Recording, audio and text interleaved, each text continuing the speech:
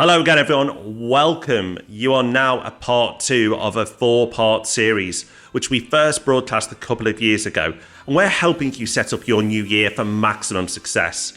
In this part, we're going to help you set brilliant goals, which will help you in property and beyond.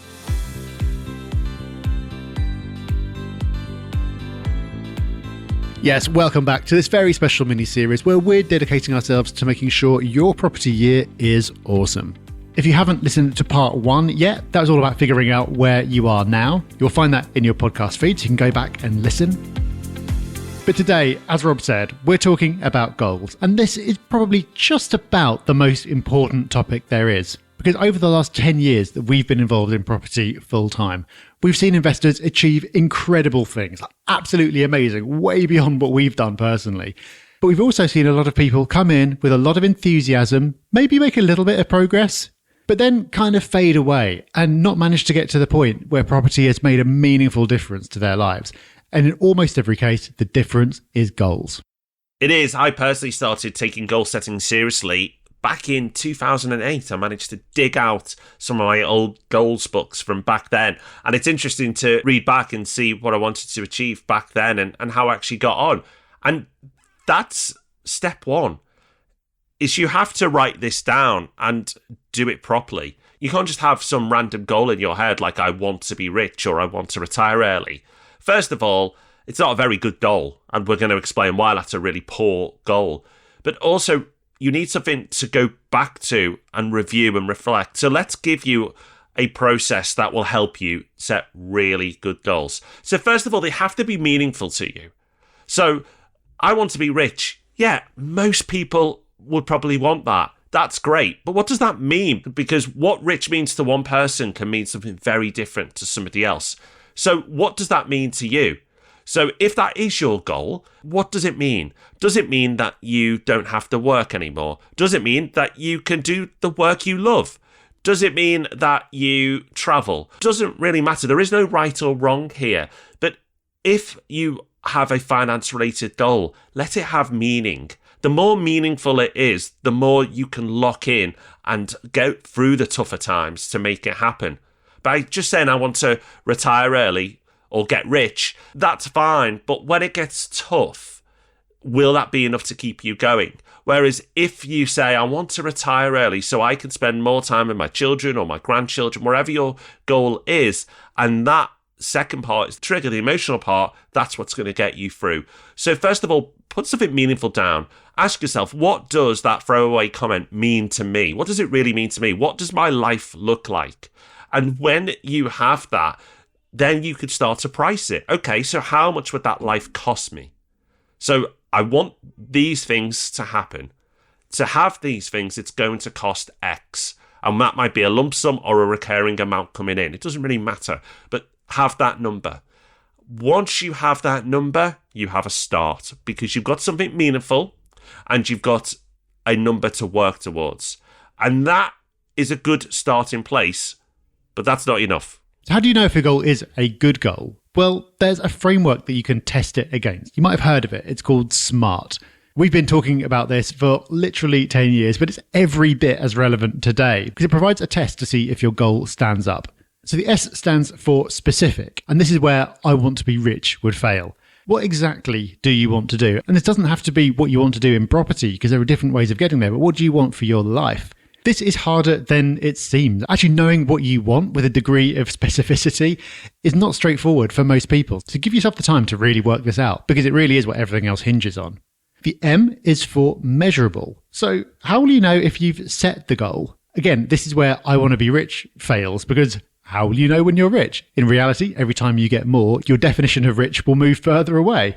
So instead, you can put a monetary target against it. It doesn't have to be monetary. There are other ways you can measure what you want to achieve, but money is the most common. So that might be a certain amount that you want to generate in profit per month, or it could be a certain amount of equity or a certain asset base that you want to have in time. Either way, if it's measurable, then it should be pass-fail. You get there and you've either done it or you haven't. That's the aim. Next, you need to make sure it's A, achievable. So are you able to do this? Do you have the right skill sets and resources? So if you want to refurb Victoria properties in Carlisle, but you have no practical skills and you live in Bournemouth and you're time poor, that's probably not a great match of strategies. So understand your situation. And yes, it's not just your financial situation. So do you have the skills or the network to do the strategy that you have in mind? Do you have the right starting pot or the right time frame in place to achieve those goals?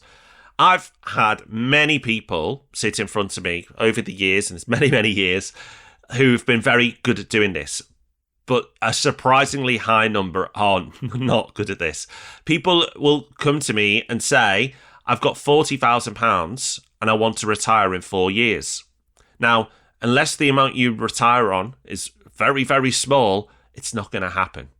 And you just need to be realistic. Property is not a get-rich-quick scheme. It's just not.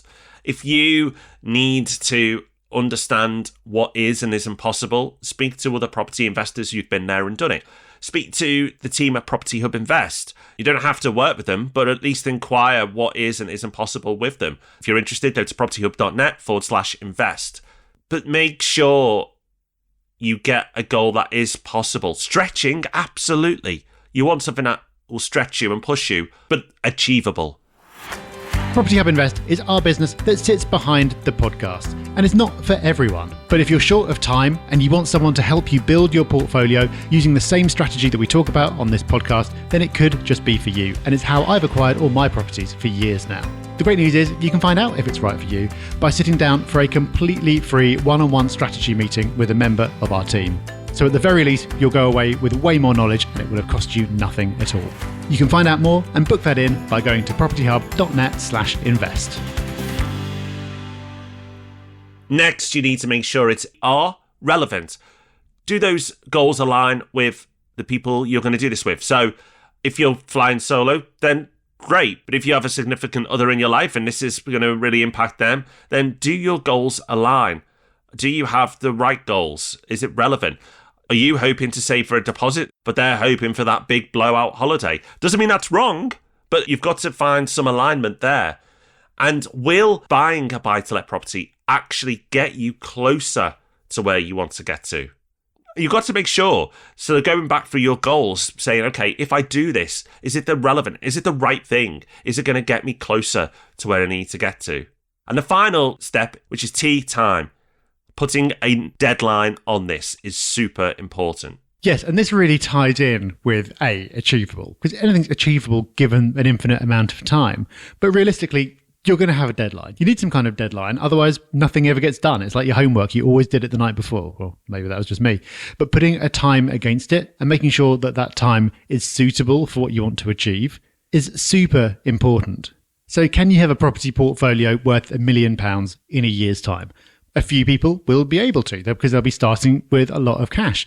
But even if you're starting with a lot of cash, you might still not be able to get there in a year because of all the research you need to do and all the purchases you need to make. Can you get there in 10 years? Well, it depends, but chances are you can. So this is where you need to know, is 10 years too long? Do you need to push yourself a bit more? You don't want to set a time frame that's so easy that the whole property year can just pass you by and you're still thinking, that's okay, I'll be able to do it next year. You need to feel the urgency. So set a time for achieving this overall goal, but then you'll probably also want to break it down into sub-goals. So you might give yourself 10 years to achieve your overall goal, but you want to buy your first property this year. And within that, you might have wanted to decide on a location and a strategy within the next 3 months. So by the time you put this all together, you've got a goal that means something to you. You've got a goal that you can define super clearly using the SMART framework. And if you're an overachiever, you want to go above and beyond, then set some sub-goals as well. Really start breaking this down. Because property can seem overwhelming. Even if you've been doing it for a little while, even if you've made your first purchase or you're close to it, the distance between where you are and where you want to go can seem huge. And there's lots of scary things you need to go to get there. But ultimately, it's just a series of tasks that you need to work through. So the more granular you can make it, the more you can break it down, the better. You can set subtasks that almost feel silly because of how small they are. But if it allows you to tick one off every single day and you build up some momentum, that's going to get you so much further than just having some lofty ambition that you want to have achieved one day. So that's part 2, goals. Go and do it. That's the important part now. You might be nodding along going, yeah, this really resonates with me. I can see how this works. And I know that so many people will not actually sit down and do it because it's a nice to do rather than a need to do. But if you prioritize these actions and go through this process, I can promise you, I've looked back at what I set out all those years ago. It works. Putting down on paper or online your goals and then working towards them is a powerful thing to do. It's a powerful act. Make sure you do it. And make sure you join us for the third part in this 4-part series, because once you've nailed this, your goals, you're going to need a strategy. And that's what tomorrow's episode is going to give you.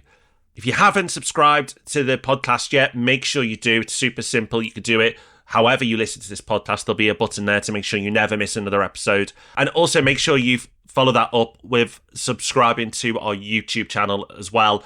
Loads going on over there. Find it by searching for Property Hub UK. We'll be back with the third part of our 4-part installment tomorrow. Make sure you join us then. Bye-bye.